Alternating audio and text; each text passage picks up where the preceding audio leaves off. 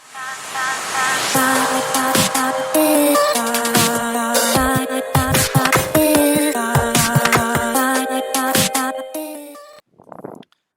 everyone, it's Isaac here from Sports Addict, and today we're going to be rounding up what has been a very, very eventful week. A lot happened this week. A manager being sacked, a new manager's come in, lots of changes in the Premier League table, teams going up, teams going down. There's not many that have stayed in the same position they were on Sunday, at least. A couple that have stayed, but most of them have been up or down, and it's been a crazy week. Let's get right into it. So Monday, as I touched on last episode, Frank Lampard was sacked as Chelsea boss. Now, I don't think Frank should have been sacked. I think that for him to come into a team that was during a transfer ban, the star player had just left in Eden Hazard. The keeper was not doing so well confidence-wise. They'd come into from a manager that was heavy possession-based, but also kind of defensive. And then for all of a sudden this season to get 6 world-class signings that deserve to play in each area of the pitch, goalkeeper, defence, midfield, attack, and be expected to create a team that can really become a cohesive unit from minute one. It's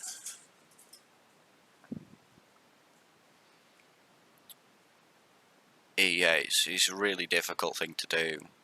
Not many people can do it, but I think if you'd have been given more time for them really to become a team rather than just 6 players and half a team of the last season, they'd have really been able to kick on once they knew. And if they'd have played under Lampard for longer, I think that really would have been good for them, and that they would have been a threat. Obviously, Thiago Silva's, I don't know if he's staying there next year. I don't know. He might. He's been good for them, but then again, you then got a gaping hole in your defence that you got to fix. So it's a difficult time for Chelsea at the minute. And also, it was the end of a very, very interesting FA Cup weekend with Tottenham comfortably beating Wickham 4-1, as they should do. And then Tuesday. Now, Tuesday saw Thomas Tuchel, the former PSG boss, take over from Frank Lampard.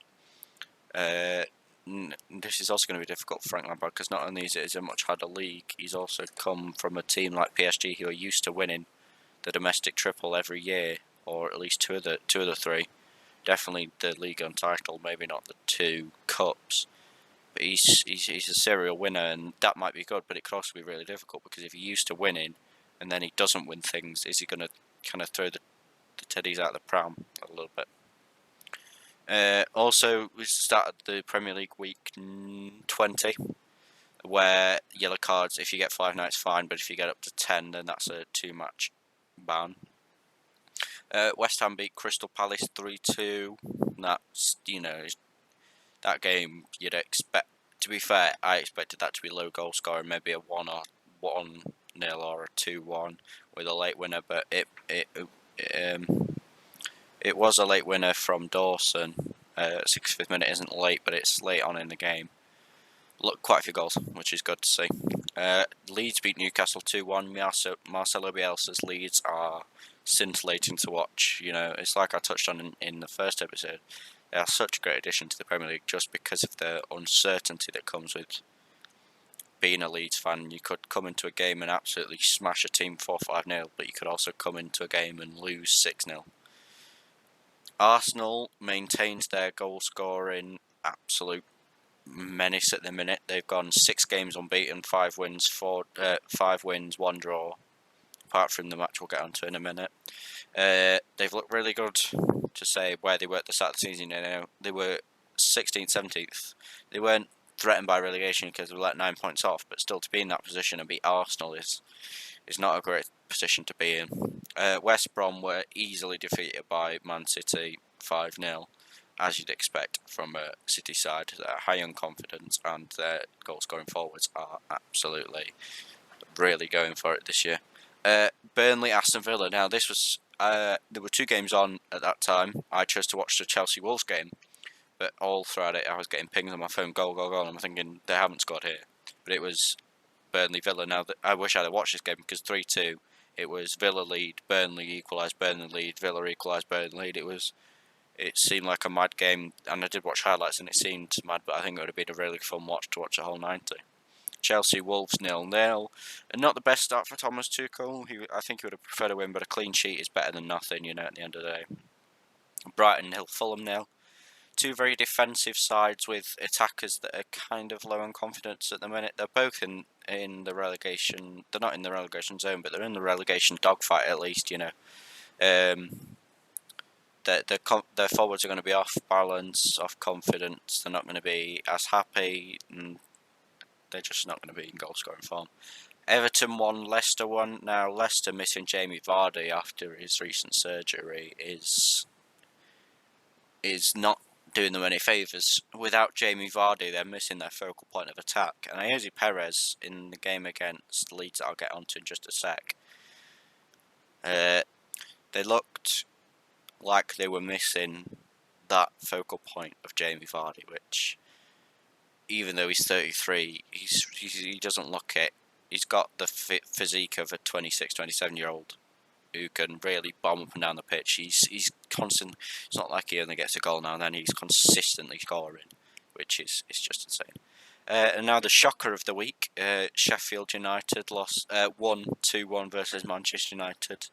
Manchester United there had a real chance to keep the pressure on, even if they'd have won. City would have still been a point ahead if they won their game in hand, which City are ahead, but as long as you can keep it as a point up until that game against them at the Etihad, and then beat them, or just keep winning, keep the pressure on, and then for them to drop 3 points against a team that have only won in the Premier League once this season, it's quite disappointing. I think they were getting such praise from even sort of, not rival fans, but other fans were saying that we looked like the United side of old, with the coming back from behind, looking really positive. And for just, to throw it away against Sheffield United, no disrespect to them, but that was a game we easily should have won. But, Sheffield United are not a team to turn your nose at, although they're not doing well this season.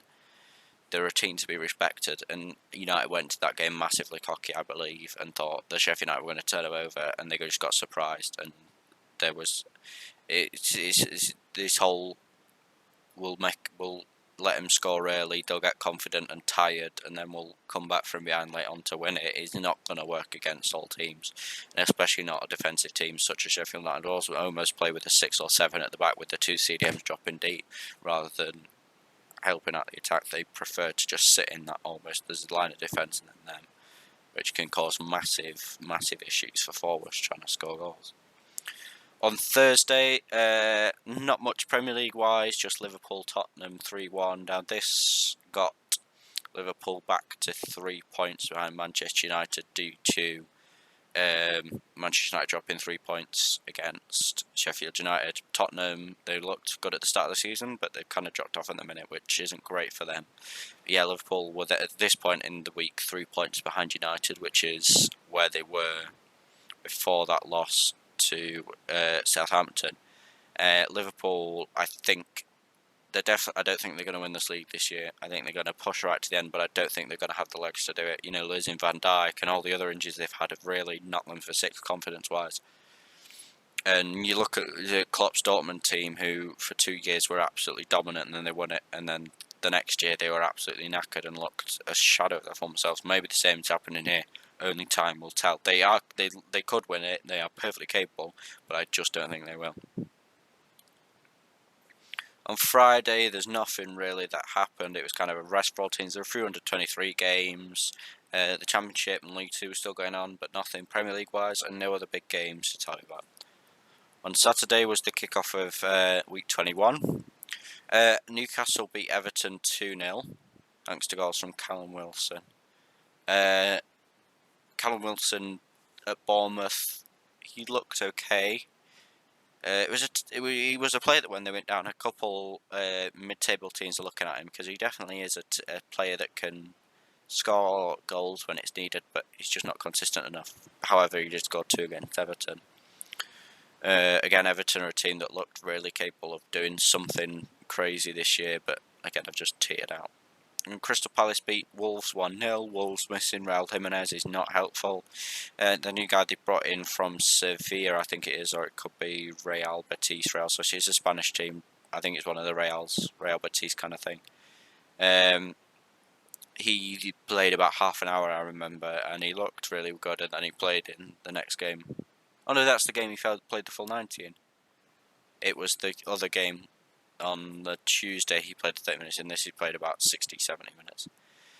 Man City beat Sheffield United 1-0. The two Manchester clubs for Sheffield United this week.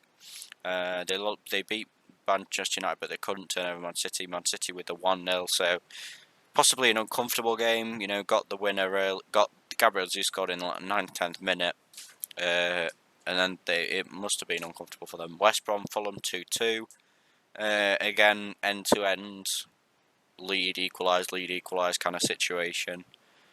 Arsenal and Manchester United dropped points in a 0-0 game against Manchester United. The Liverpool 0-0 early in the season didn't feel like a 0-0. It felt more like a 3-3 kind of, or a 2-2 kind of thing with lots of goals, quite a few chances. This one, I can't remember many chances. You know, Rashford had that chance that I think maybe caught him off guard. There were quite a few defenders to get past.